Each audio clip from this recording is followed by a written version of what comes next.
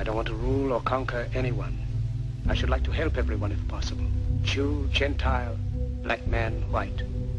We all want to help one another. Human beings are like that.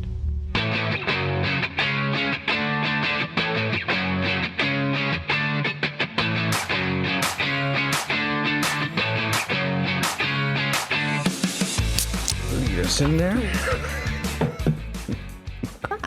It's a can. But it didn't go. Yeah, I think the Rode Podcaster mic that wasn't functioning properly last time, it picked it up this time for sure. Okay. Let's hope that. Yep. I'm pretty sad that you're not doing a Karen and drinking from a wine bottle tonight.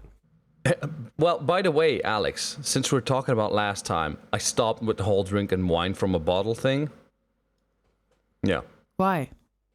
Now he just does it out of the box. It was embarrassing for me, and exactly, I just got a fucking box of wine out. Exactly, of course he's got a box of wine.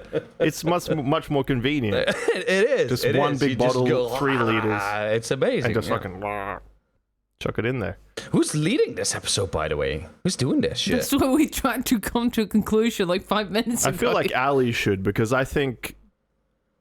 Just because you should. What? Yeah. This is your episode, Halloween. It's just got you written and all I over literally it. have nothing for it. And it's Wait, you didn't? Wait, hold on. No, that No. is not right. See, the thing is, I literally listen to scary stories every night. Yeah.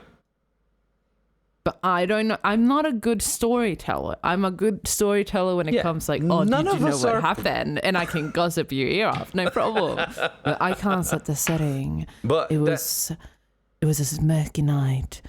Walking. See, I was just none of us are professionals. We're trying to entertain an audience. Stop thinking about yourself and think about the audience for once, Ali. You know, if there's one person on this podcast that loves the audience, it's you. it's me. Those horror bags deserve something. Oh, shut up. I don't want to have another episode having to edit out most of that. The last episode, he proved his love for the listener. I did. And I edit out a whole section of him fucking That was a going big off. edit, yeah. Yeah. Because I was like, fuck this, bye. I'm sorry. Well, By the way, I found something interesting, ladies and gentlemen. If I may take the reins for a second here. And since we haven't even said hello, but sure. Wait. Go. Wait, hold on. Edit. All right. I fucking washer thing just goes off. Wait, hold on. The fuck? He said we're going to edit, but I don't really think we should. I think we should just play that fucking music again, like from the last episode. And then we can just talk shit about how shit Andy is at being a host. And then when he comes back and listens to it in a few days' time, he'll realize what we said. Oh, great. Now he's turned the lights off. Now he's getting in the mood. He's going to get that fucking torch that he bought. You remember that lantern thing? And he's going to... You know what? Andy looks better with the lights off, because then you can't fucking see him. Like, it's actually less offensive to my eyes. Yeah, there's a torch. Yeah, alright, cool. He thinks he's in, like, Area 51 or something. It's the spoopy episode. There we go. He's back. I'm back. How do you like You're not serious about the setting, right? I'm gonna keep doing this for the rest of the night. Oh my He's literally sitting in the dark in his garage, and it looks like he has a Christmas tree in front of him, just flashing colors. It's orange and green. It's a camping light. It's one of the... I think I showed it once on this book. Yes, yeah, you did. That's what we said. It's probably when you were away, I said that you probably had that. I'm gonna be talking like this the entire episode. No, it's gonna be like that. Okay, jeez. Okay, welcome to the At Random podcast. Today is our spoopy episode. Andy, you're not scary. You just... Let me entertain my audience for fucking seconds. Shh. It's good. Go on. What are we doing for this spoopy poopy episode? We're telling scary stories. Yeah, we're telling scary stories. Define scary. I wouldn't say mine is scary. It's just... But then you didn't understand the It's assignment. cool. Well, I don't give a shit. I'm going rogue. Okay. All right. Oh, okay. You do Wow, that. that's I come from a surprise. country that doesn't even celebrate Halloween because we think it's American bullshit. So I'm doing my own thing. it's But I not do have a about- story. Sure. Okay. Can Such I Party pooper. can I just show you guys something before we start telling the stories? Because Absolutely. I think I found something that might interest you, Alex. Go on. There's a reason why I got this whole spooky get up going. Are you Alright. finally going to get in your like UFO and flip me off? No, not at all. Ah, okay. Not at all. Never. That's never gonna happen. I want to direct your attention to the @random chat for just for a second. So in the Discord server, yep. Yeah, I'm in the here. Discord server. Link in the description down below if you want to see all this, by the way. But I think Are we really going to continue with the visuals in a podcast? No, Yep. no. It's, We're committed. but it's important and weird that you would try to stop this, Ali, because this concerns you. I will describe what I see in detail. You remember this picture? Oh, okay. Yes, I remember this picture.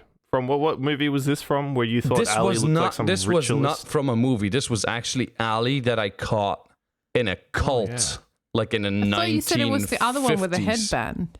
No. that's what I I changed. Oh yeah. Oh, I put the circle around the wrong one. God damn it! It's the one to the I was left with the doing. little white I was doing this bandana very thing. last minute. Just hear me out here for a second.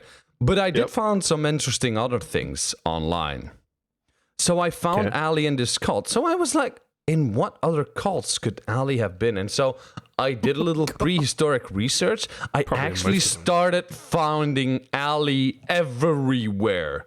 Alex, I kid you not, this is no bullshit.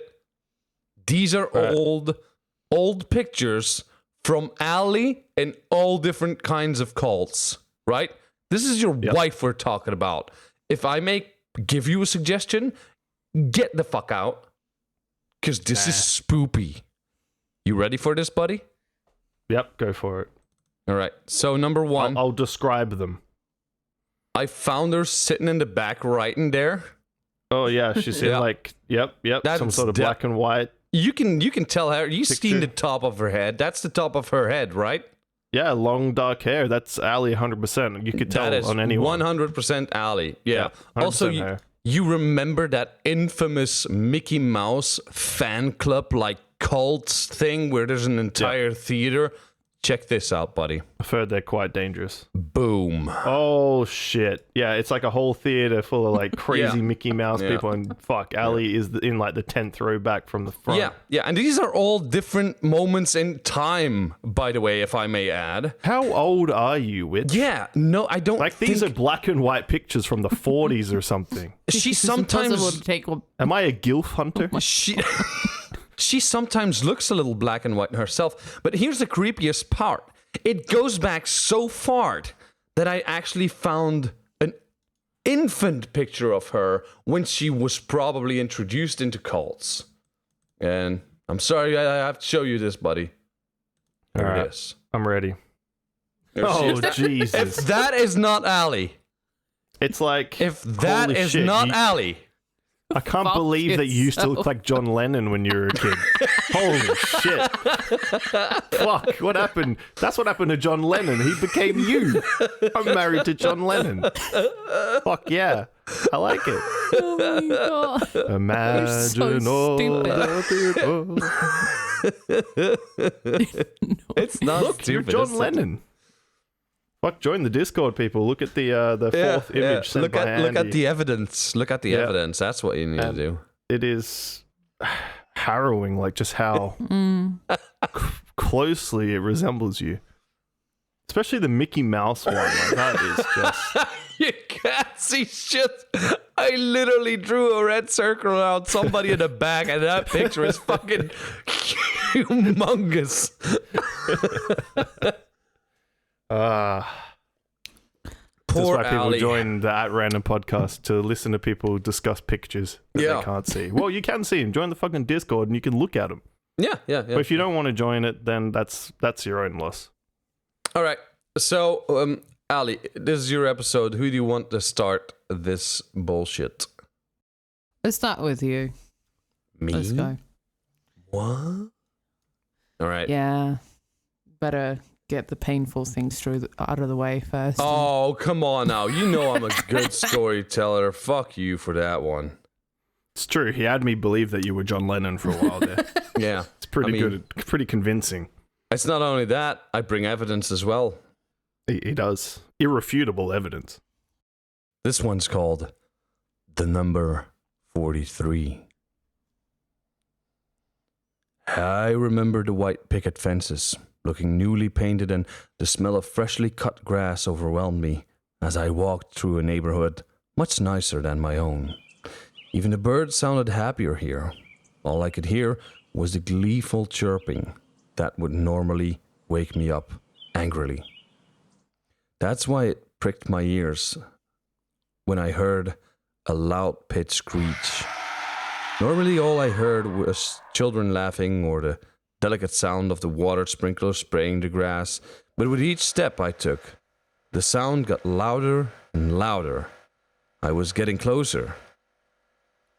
Number 43 etched into my mind. The paint job was shoddier than the rest. A depressing faded maroon color that was peeling, trying to cling on the color it once was. The windows were single glazed and the door was slightly ajar. I never understood that. Why would a door be ajar? This is the part where I knew I should carry on, but I didn't. The screaming that was unmistakably coming from 43. I slowly approached the driveway, and every step my legs got weaker. It felt like buckling under the weight of my nerves. About 5 steps from the house, a woman no more than 5 feet came rushing out, tears down her face, screaming and dragging me not to come in and help. She ran ahead, leaving me to enter after. As I pushed open the door, it made an extremely loud, cliched creak, and as the creak stopped, so did everything else. There was no screaming, nobody calling for help. There was no light, and the smell of freshly cut grass was replaced with something much worse. I felt my breathing intensify, and as I turned to leave, the door was shut behind me. I was greeted by 2 men. Ooh, hey now. We got another one, I heard, from a female voice from the darkly lit room in front of me. She was suddenly so composed. I turned again and wrestled with the doorknob when I felt a hand slowly place on my shoulder and a calm voice saying, "You won't be going anywhere." What? Spoopy? Mind blown. Mind blown, yeah. There you go. It's the visual effects, I'm telling you. It's this one. You know what? We're gonna add some good audio effects, so that would be fucking creepy. I bet you. Yeah, it's gonna need that. It's gonna need that because if you're, otherwise it's just people saying words. Yeah, with no like content. Yeah, but the audio effects, they add everything. Obviously, as I'm gonna in my story, I'm gonna need some laser like sound effects and shit like that, like the old school. Yeah. I feel bad that your story was so short. Mine is much longer. Badly you should have just given me cues, and I could have gone pew pew. Oh, you're gonna do it live? Okay. Cool. So Ali's gonna do an edit and just do all the like voiceovers for sound effects, including music. It's all vocals. All right. Yeah, but as a adamant spoopy story listener, because I do, that's the only way I fall asleep. I listen to a scary podcast that tells horror stories. That's my nightly routine. Mm-hmm. Mm-hmm. Yeah, the sound effects do a lot. Yeah, of course. Yeah, they do. I've begun to become a fan of audio drama as far as that goes. Audio dramas? Yeah, That's kind of like what you're listening to. It's kind of like an audio drama. You remember the War of the Worlds that like ran half America out their doors screaming? The War of the Worlds broadcast, radio broadcast that was, I think it was Alfred Hitchcock actually that produced that moment, and people thought it was an actual recording of the news and shit like that, because they presented it like the news with sound effects and shit like that, and like live sound effects, and scared a lot of people. Spoopy. All right. Spoopy. Indeed. Alex, give me your story, baby. All right, mine's a bit longer than Andy's. Just saying. And I'm gonna say mine is more Texas Chainsaw Massacre, less ghosts and specter. Okay. And it's written from a different perspective. Okay. It's called My Buru. I remember beads of sweat running down my cheeks on the hot August afternoon as I aimed my Arasaka Type 99 rifle at his daughter. We were rounding up the communists and taking them back to our headquarters to be registered and detained. He was refusing to cooperate and kept calling me Xiaoriben, a racial slur aimed at us Japanese by the inferior Chinese dogs. He was trying to pull his daughter back inside while my comrade tried to take her. The sound of white noise and static began to drown out the incessant screaming and shouting of this Chinese farmer and his daughter.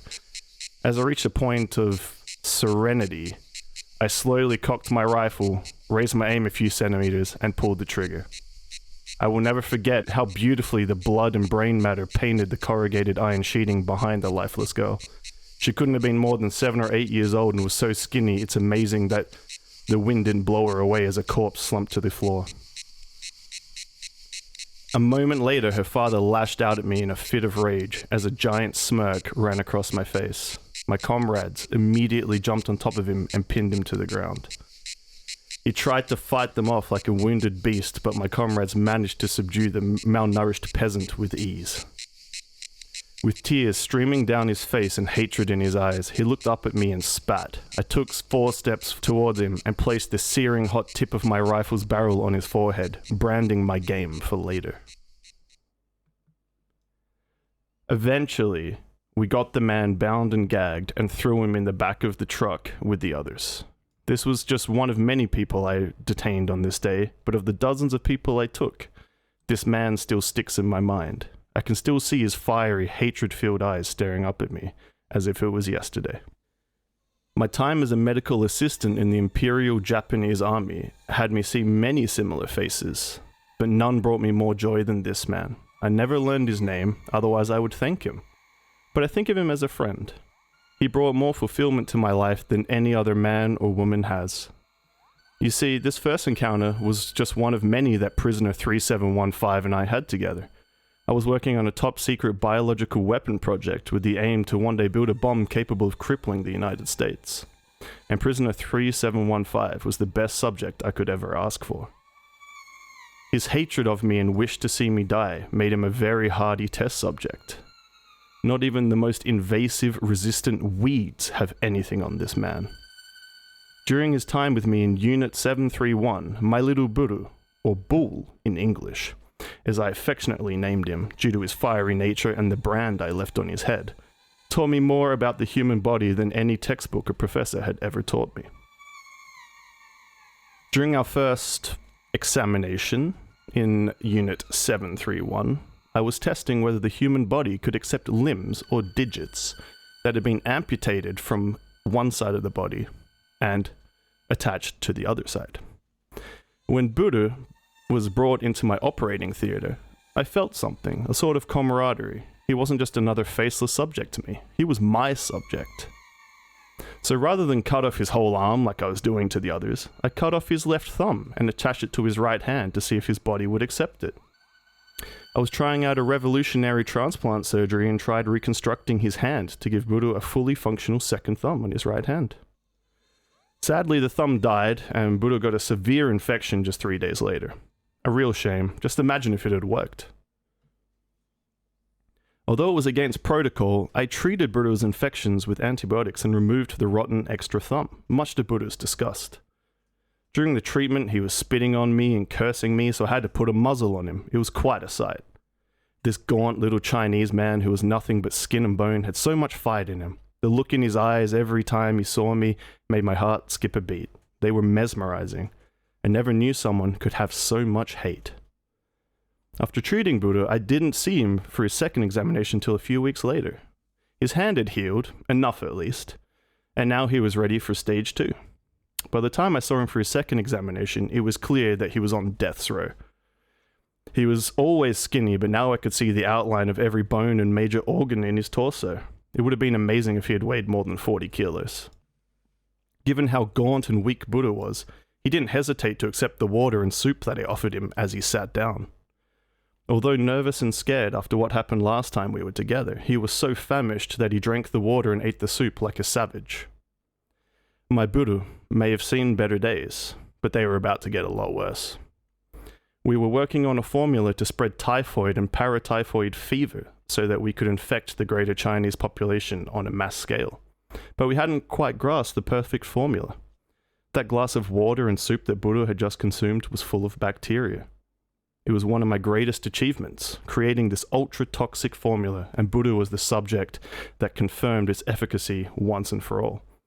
After Buddha ate and drank, we had a brief chat for a few minutes about his physical condition, and then I let him return to the others in his bunk. He was very confused when I let him leave without inflicting any sort of physical or emotional pain, understandable given the circumstances. After all, I had painted his house with his daughter's brains and chopped off one of his thumbs. I had Buddha come back for a checkup every day. By day 12, it was obvious that the formula had worked. Buddha was in agony with intense stomach pain, sweats, cramps, and diarrhea. The formula worked. It fucking worked. To reward my Buddha, I kept him in the infirmary for a few days and treated his typhoid. He had helped me with my formula, so it was my turn to help him. I nursed him back to health over a few days, at least until he was well enough to leave the infirmary, and had a room set up for him. He wasn't allowed to return to his bunk with the others because he had done exactly what I wanted. He had spread typhoid to others in the bunk, and we were forced to board up the building and wait for them to die. But my Buddha wasn't going anywhere. He was far too precious to me. Every other subject I ever had died. They were all too weak and kept getting in the way of my work. Not like Buddha. He was strong. He was determined to live, and that is exactly what I needed. Over the next few weeks, I made sure that Buddha was in a clean room, had adequate food, hygiene products, and was generally back to good health. In fact, within a few weeks, he had gained quite a lot of weight. My Buddha was looking fantastic. This was, of course, great news for me, because now came the real test. The typhoid experiment was a fantastic success, and we used it out in the field. We spread typhoid throughout regional China via swamps, wells, and the water supply, and it was all thanks to Buddha.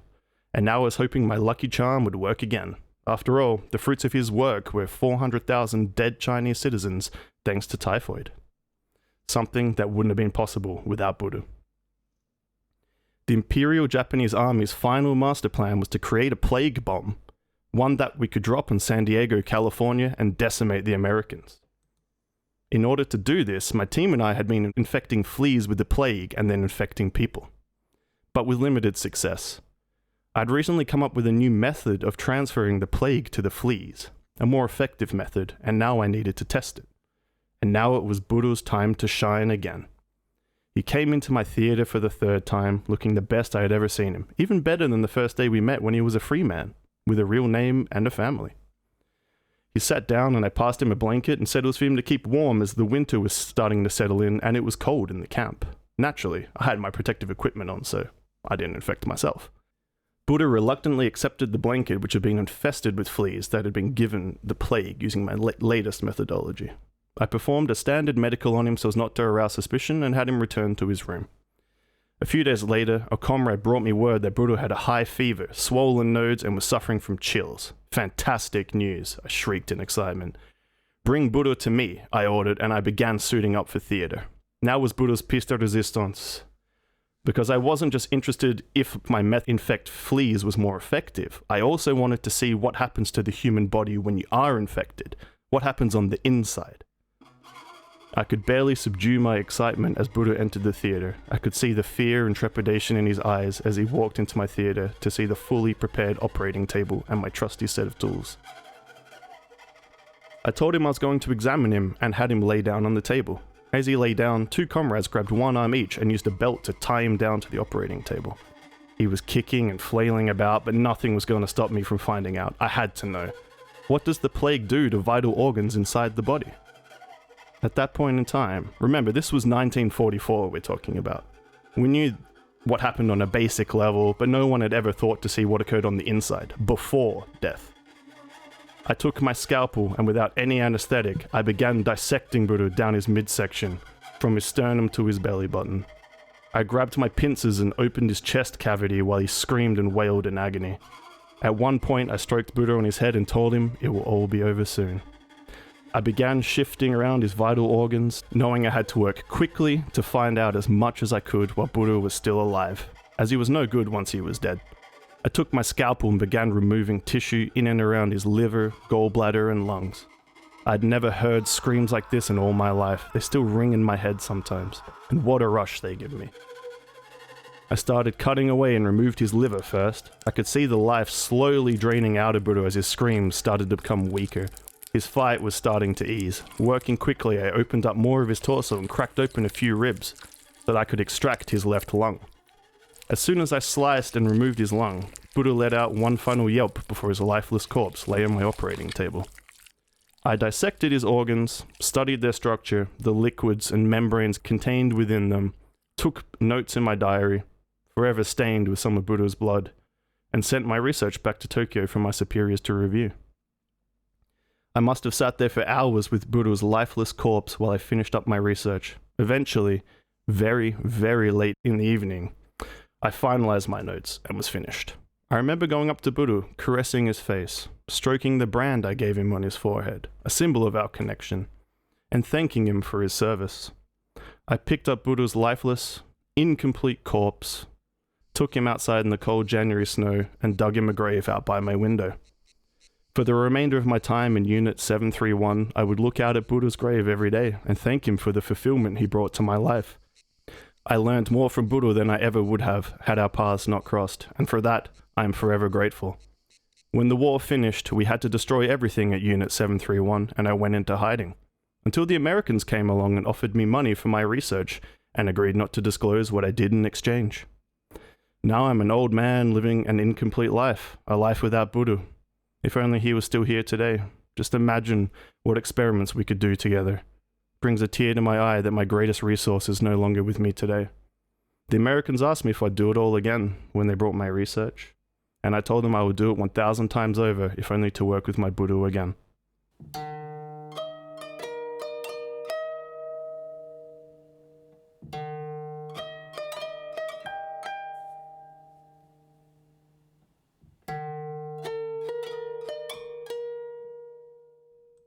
The end.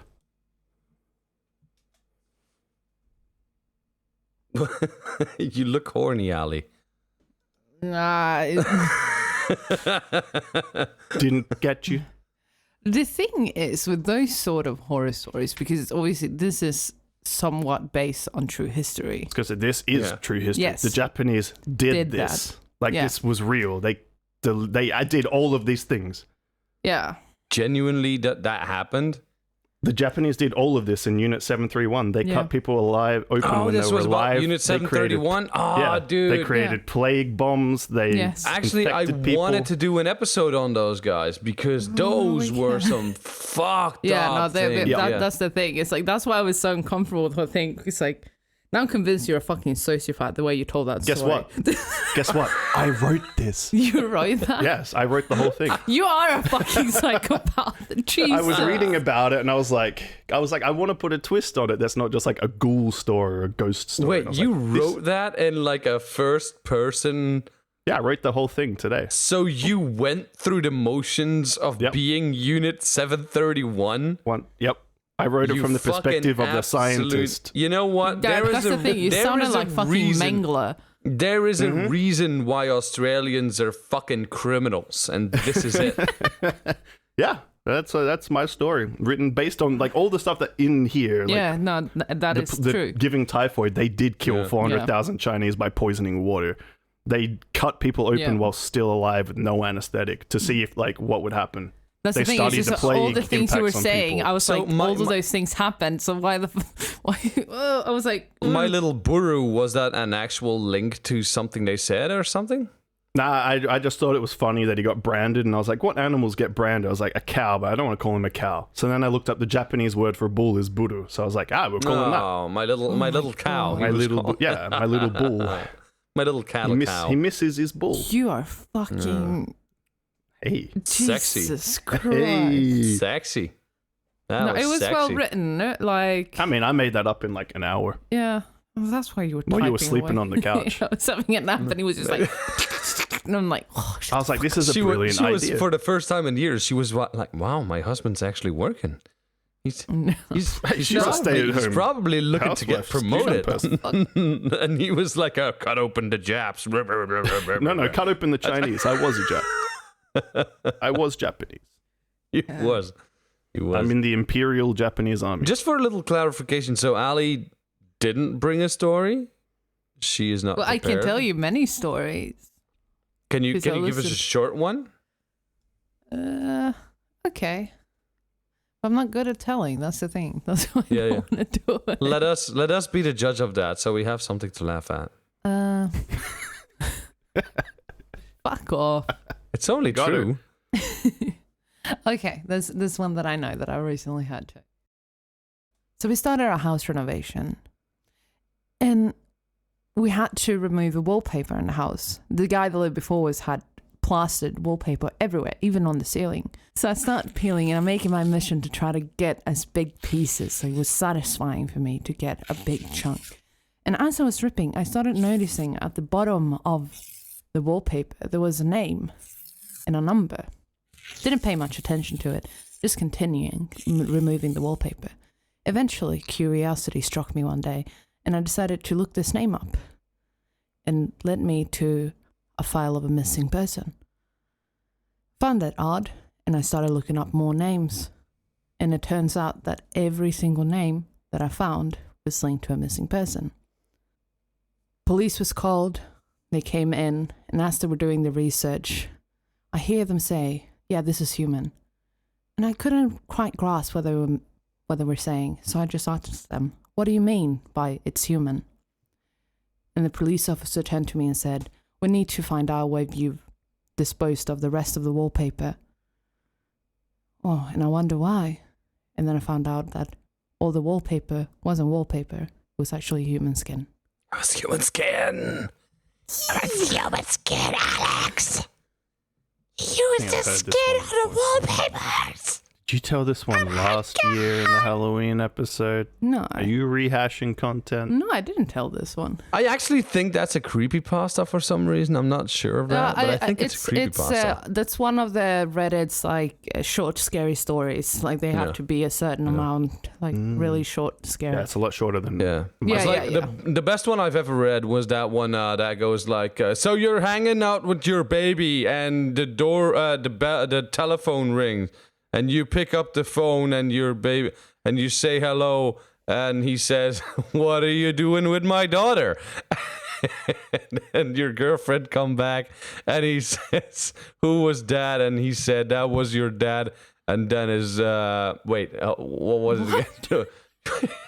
You So your girlfriend, Yeah, it just sounds like a drunk guy. Like, it is absolutely like this.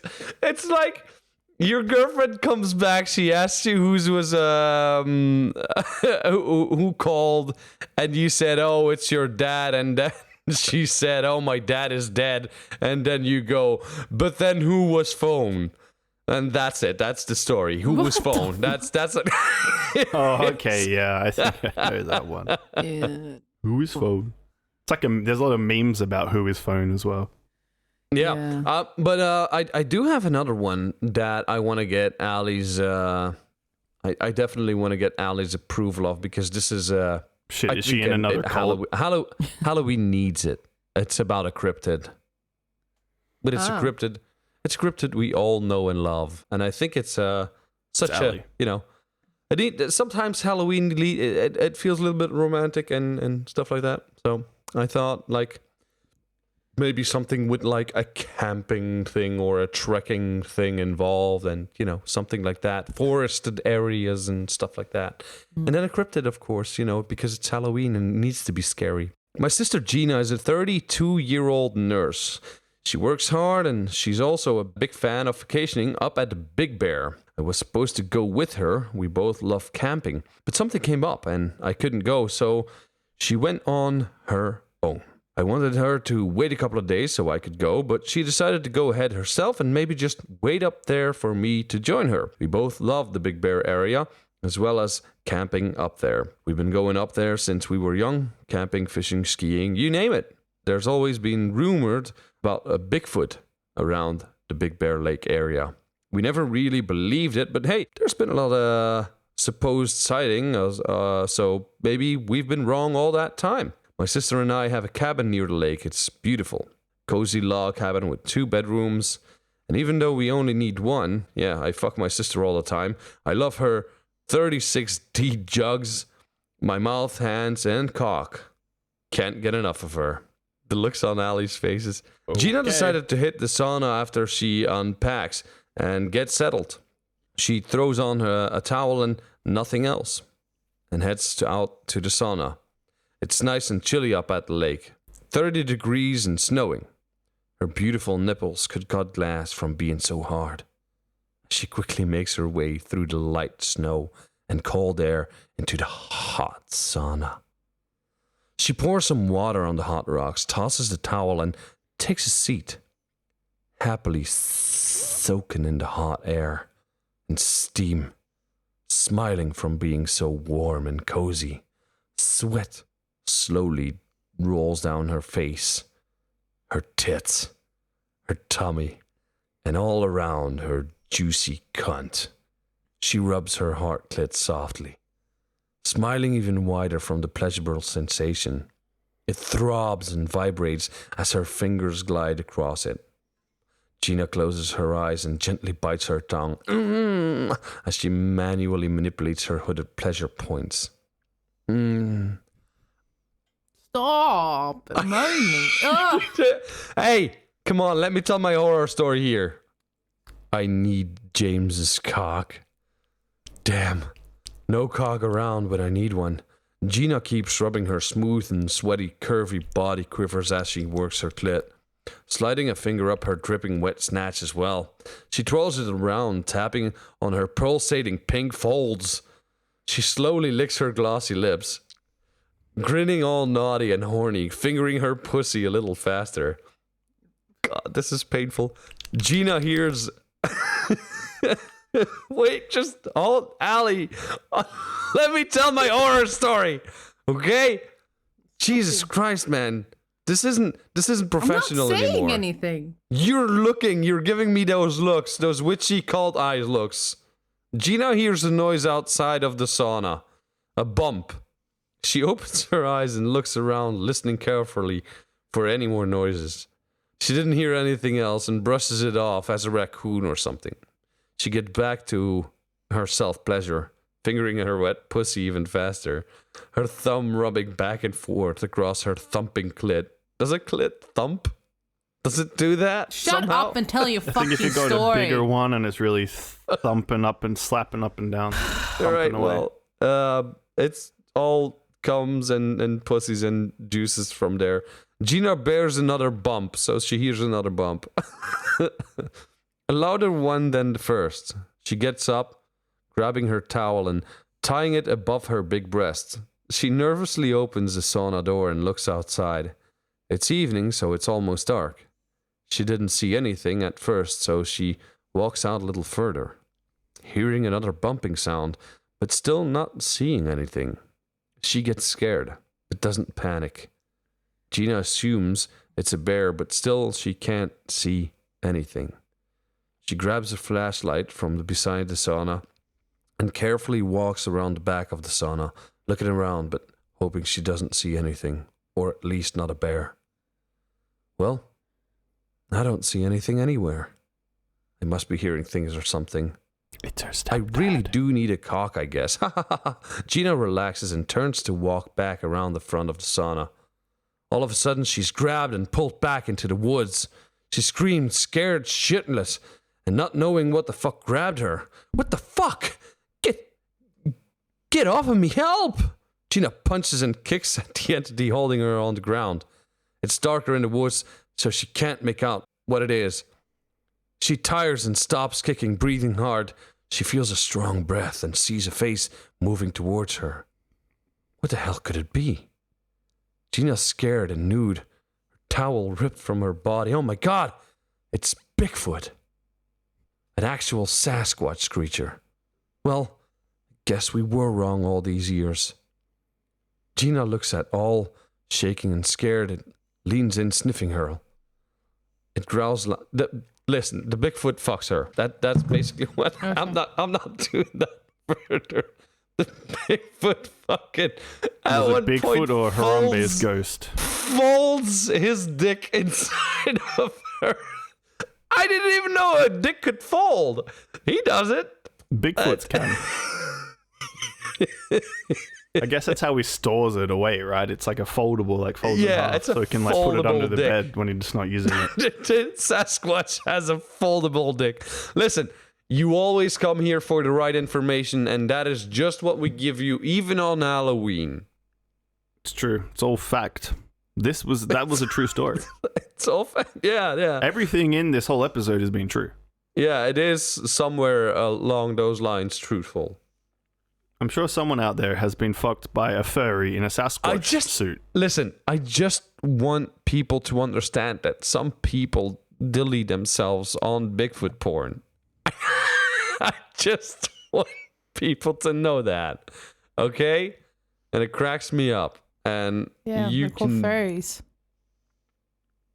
They don't like Bigfoot, I think. I think it's more of a... Furries are more friendly kind of type of people. Yeah, they're more into a wolf fucking a rabbit. I think honestly, the people that are into Bigfoot stuff are probably the ones that like the bestial behavior of being used and shit like that. The breeding, what is it? Breeding? Just being a breeder. Yeah. Being those bred. ones. They're also probably a bit short on the brain cell department. Yeah, probably. They had a box of wine too many, one would say. Or You can't say that, Alex. All right, we're gonna bleep that out. That was one step too far. Oh, that's what the doctor said. All right. You actually want to listen to good horror stories. In English, you have the Knife Point Horror. They tell Knife Point Horror is okay. I genuinely like. If I want people to know, like, find new stuff that's not as popular. I do know a good one that tells, but it's only like creepypasta situations. But what they do is so amazing. They act out the stories, the creepypasta stories. I don't like those personally. These are good. Have a look at. I think they have a YouTube channel, and the old ones are they are so spot on. But they changed some shit around, and now it's not as good anymore. But if you can find the old episodes, is it the No Sleep podcast? It's Midnight Marinara. Yeah. I can recommend Sounds for like a my good snack. Swedish listeners, Creepypodden. That's my favorite. That's what I listen to every night. So I like when either Jack or Ludwig rocks me to sleep with their voice, telling horrible stories. And that's the thing, is like there are even stories. Most of my favorite stories aren't really super gory or like super spoopy per se. It's just the build up really that makes it good in a sense. Which ones I like? Obviously, there's a lot of good horror stories and horror thing out there. Which one is your favorite? Let's say creepypasta wise, like creature. Mine. My favorite creepypasta of all times is actually one I got to know through the Midnight Marinara podcast. It's one. It's not really scary, actually. It's just like the idea of this. It's about this guy that the blip or the blink, it's called, I think. Mm-hmm. And it's about a moment of time where astronomers all over the world have found out that a certain like location of the stars is not where it's supposed to be, and it seems like they are further in time that they are. And there's this guy that said, well, it's a blip, and it's a sort of something like a reset happened. And so there are creatures that we pray to, which is God. And he says, like, all our prayers and all our thoughts are being sent out into the universe, and whatever created us is receiving those messages and is hearing all our complaints and all that bullshit. And so what he did is the same thing we would do if a computer has too many faults, which is to reset it.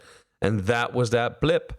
And so the guy he's talking to says, well, so did you hear anything back? Because I think the first message he received was something along the lines of, hello, are you okay? Are you content? That was it. And he replied with, yes, we're okay. Do not reset, something like that again. And he pronounced himself sysadmin of Earth, which was like a good idea because he was talking to a supposed programmer, I guess. Was the programmer called Annie by any chance? No, it's called like this creepypasta is Ali called the gets blip. it. You're so stupid. What? Wait, hold on. Are you okay, Annie? Oh God. Hey, you got him. God damn it. Oh, well, anyway, yeah.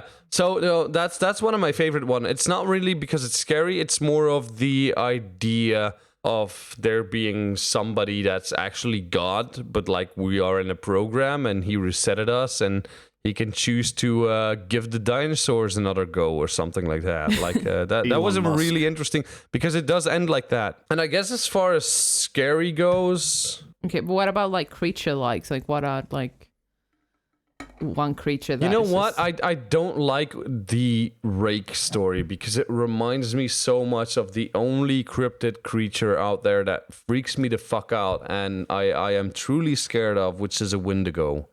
The Wendigo, yeah. Yeah. What about that is Goat one Man? creature that... What? What about what one? The Goat Man. No, not really. He seems kind of nice. I think if you walk up to him with like grass in your hand, he'd be like, "Man, thank you," and fucking eat it or something like that. Yeah, I don't know. Oh, there's some What's good stories. what's your favorite? And what's your favorite one? Story wise? Yeah. Cryptid. I'm not really super into the cryptid. Okay. So I don't really know that many, but the Wendigos are really one that is spooky. Yeah. In creature wise, yeah, Goat Man is one. There's some good stories out there.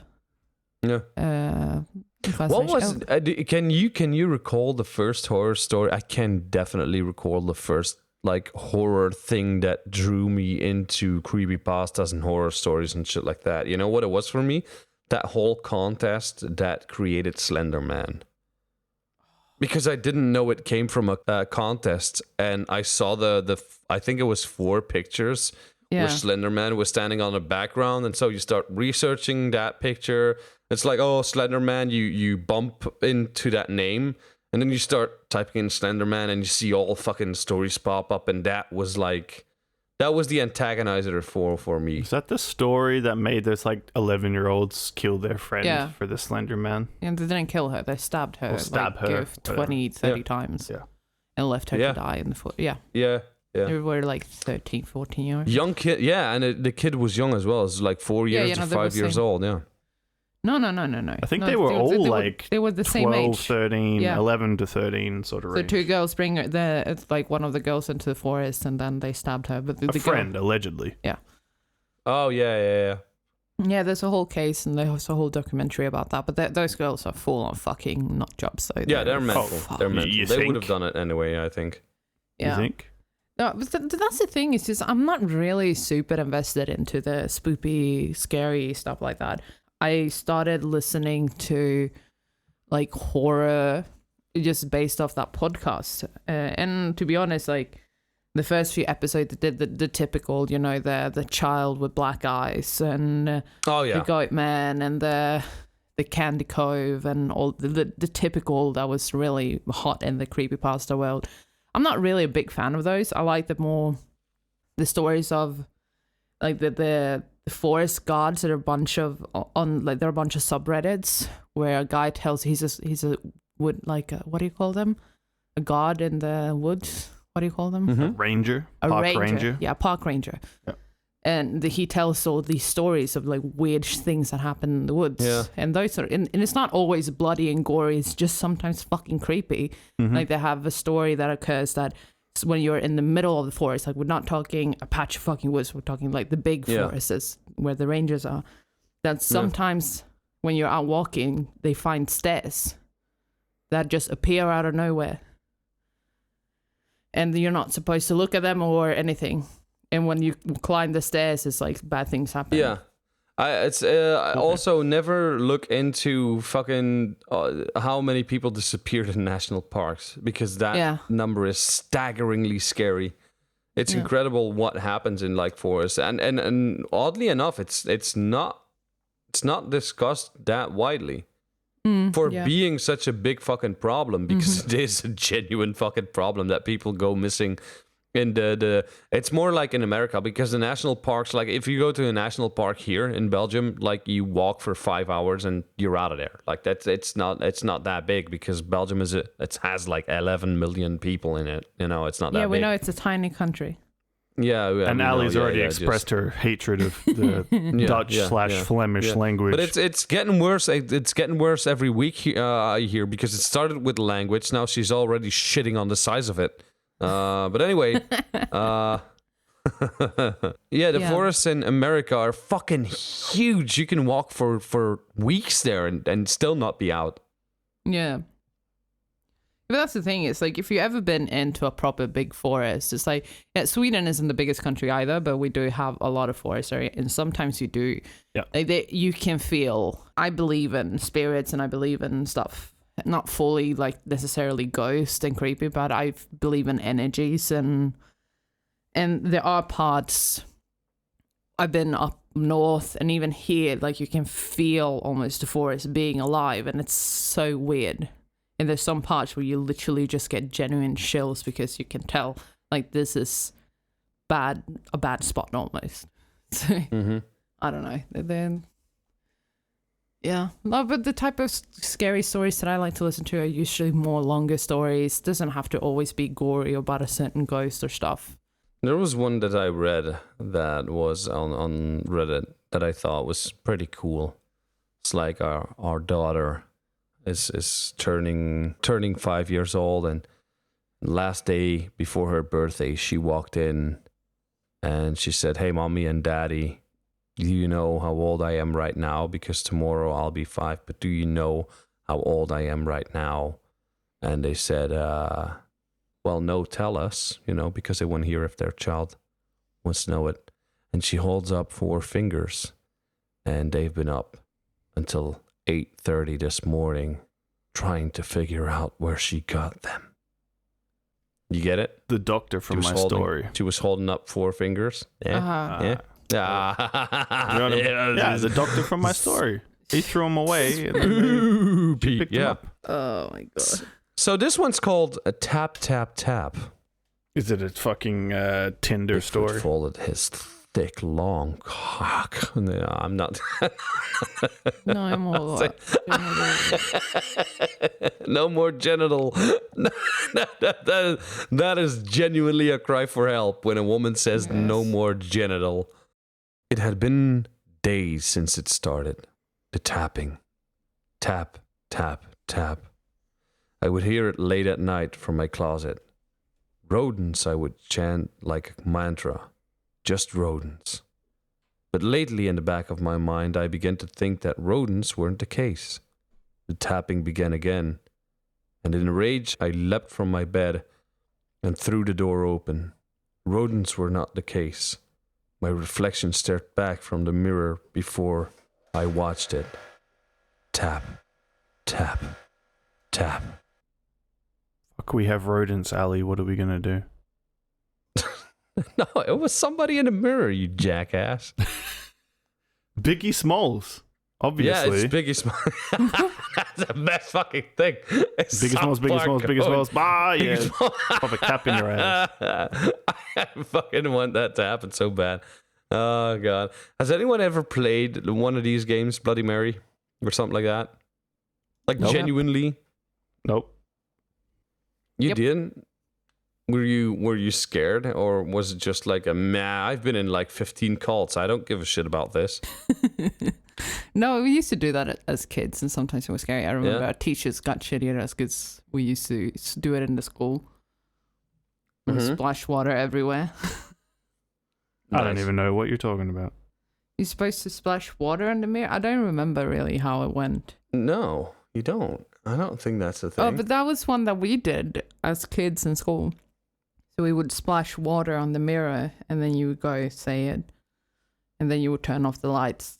Yeah, I haven't had a full-on Ouija board, but we've done sort of hearings with people. Yeah. This we used to do in my friend's apartment, and that place was fucking haunted. Like, ugh, like I've mentioned these things before, but it Mhm. was fucking scary. So one time we did it, and literally just books started falling out of the bookshelf, and we were like, "Fuck this!" No. But I don't get that. I don't get that. When like, all right, there's never been a recorded case of a genuine death because of ghosts. So why get freaked out? Why not then? I don't get why people are fearful. Like, I get why people get scared. I would be scared too.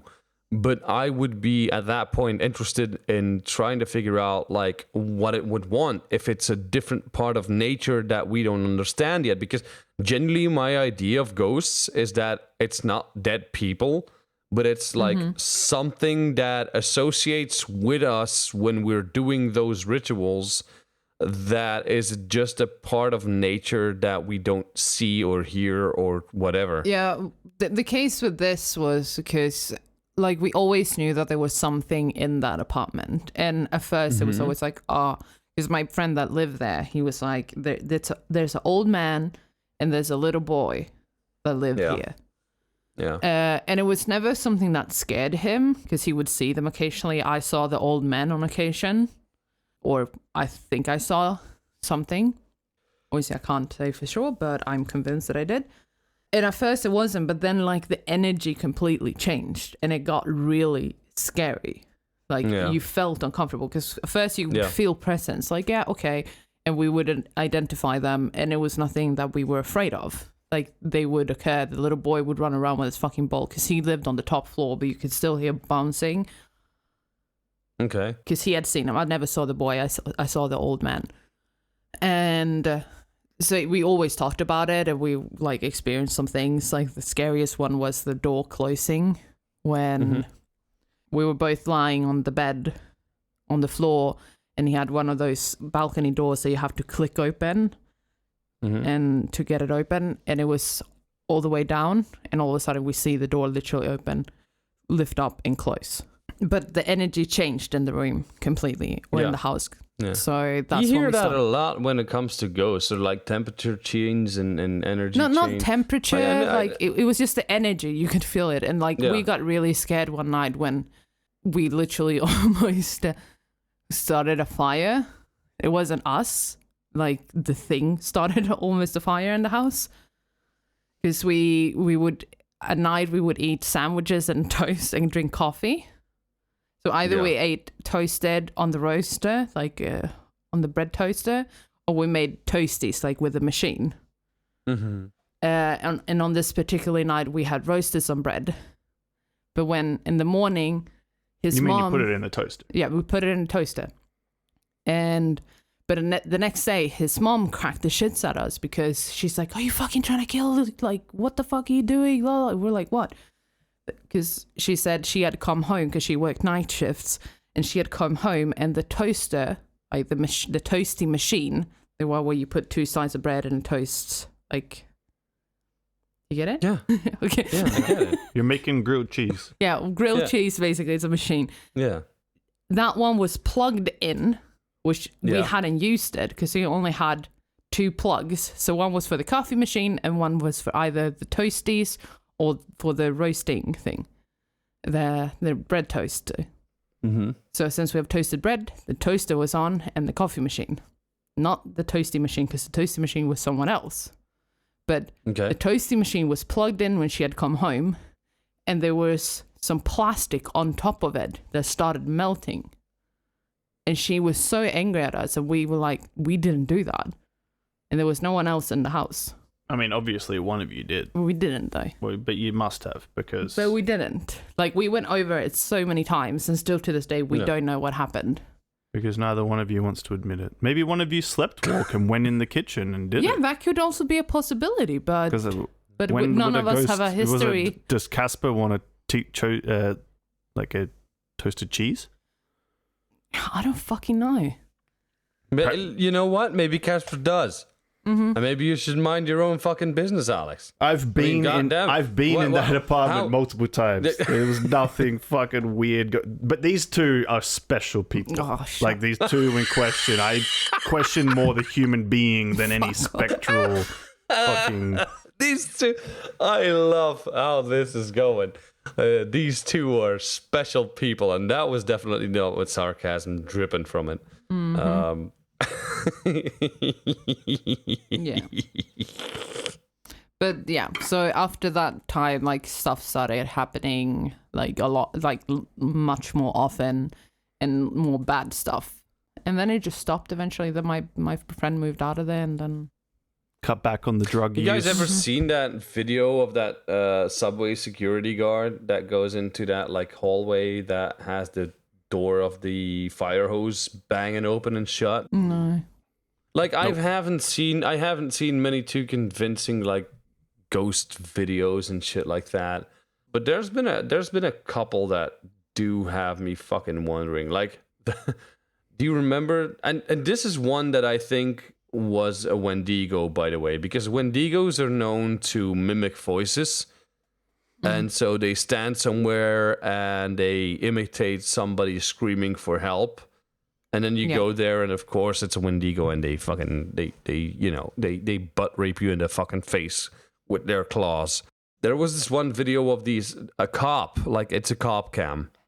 And he walks out into a cemetery because somebody called and said like something's screaming in the cemetery. You need to go down there. And so this cop goes there. You see him getting out. You hear this fucking inhumane scream. Like it sounds sort of human, but you can tell it's not. It's definitely like some form or fucking animal that either has a very fucked up set of vocals or vocal cords, or it's like something in the area of a Wendigo. This cop just fucking shoots back to his car running. He's like, nope, not today. Too dark, too cemetery. It's just not me right now. And he just goes back. There's this video about this security guard as well that goes into his train stations, and you hear like this thump, thump, thump, thump, thump, and you think like, what the fuck is this? And so he walks into this hallway, and you start seeing this cabinet on the wall, this red cabinet with a fire hose in it, and the lid is just opening and shutting constantly. It's just banging, and the moment like he gets close to it, but like all of a sudden he's standing like 5 feet away from it, and it stops. It just stops without no reason. Because first you think like, oh, it might be air, like there's might be a strong fucking draft that we can't hear through his camera, and that's why it's doing that. And because this isn't a closed section of the subway. There's not like a winded area, but you think like, well, it's a subway area, so there might be a strong draft there. So he's 5 feet away from it, and it stops. I'm gonna post that video on the Discord channel. Yeah, no, on the Discord channel. Ali is starting a subreddit apparently. Yeah. NSFW. Yeah.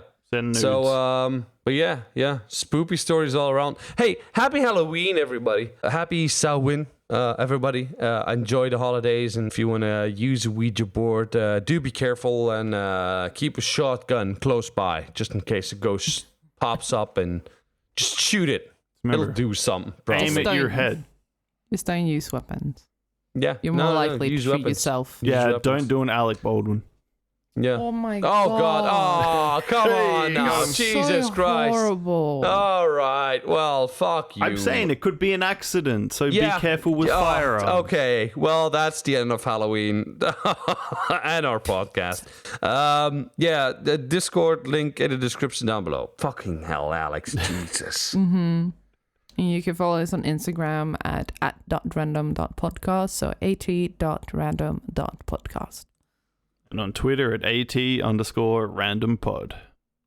And the views of Alex are not those of Ali and me. No. But if you want more sadistic thrillers written from the point of the bad guy, pay me and I'll do it. Yeah, it's well written. Like, you literally gave me the fucking creeps.